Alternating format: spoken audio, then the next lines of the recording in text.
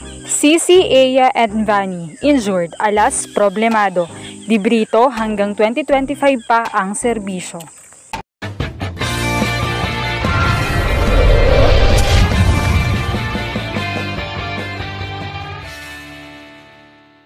What's up, Volleyball Nation? Welcome back to my YouTube channel. Narito ako para magbigay sa inyo ng updates tungkol sa mundo ng volleyball. Pero bago yan, don't forget to subscribe and hit the notification bell para updated ka sa aking mga videos. Muli nating natunghayan ang Alas Pilipinas team kung saan nagkaroon nga ng friendly match kontra Korea para sa Spike Serve Unite. Dito ay nasukat muli ang husay ng team. Subalit, bigo nilang nakuha ang panalo. Umabot nga sa 5th set ang laban sa score na 26-24, 23-25, 23-25, 25-16 at 8-15. Bagong set of first 6 naman ang natunghayan natin, having Gia De Guzman, Ara Panique, Faith Nesperos, Angel Canino, Thea Gagate, Pipi Sharma, and Don Macandili. Nag-deliver naman ang mga ipinasok na ito. Gia Faith ay naging unstoppable sa unang part, subalit talagang na-feel ang absence ng sadyang mga starters. Kulang sa fighting spirit at matapang sa court. Hindi nga nakita in action sina Cici and Aya dahil may mga iniinda pala ang mga ito at kailangan ng pahinga. Ito ay ayon mismo kay Trusted Insider Mother Lily. Marami kasing nagtatanong kung bakit hindi sila ang first 6 dahil pala sa may injury nga sila. Ayon nga sa tweet, di pa naglalaro si Cici no, laking kawalan ni Akla talaga sa Alas Girls.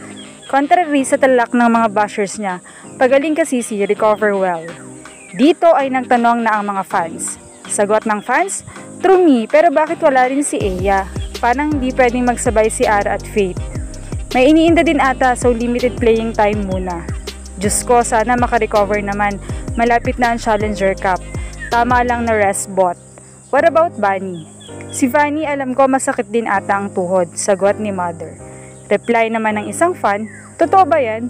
Grabehan naman, anyari sa gels, bakit bumigay lahat ng tuhod? Sa bagay, experience ng gelling to for Ara and Faith. Ma-practice din ang FD nila. Dagdag naman ng isang fan, mahirap talagang alisin si Aya as starter kasi iba yung energy na binibigay niya sa loob. Pero in fairness, ang galing ni Faith today.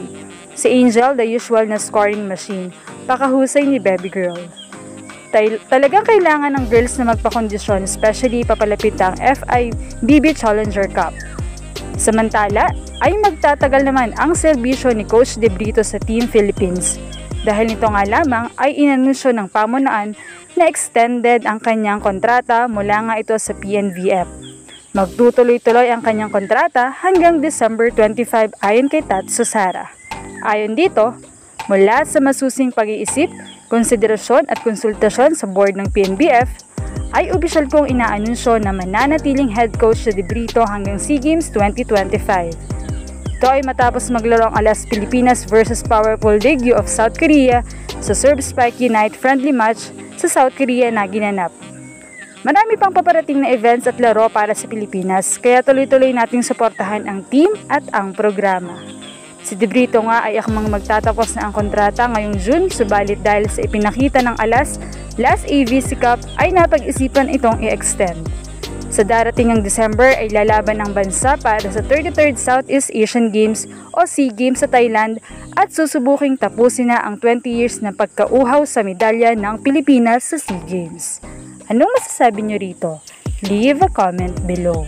Thank you for watching and don't forget to subscribe. We'll be right back.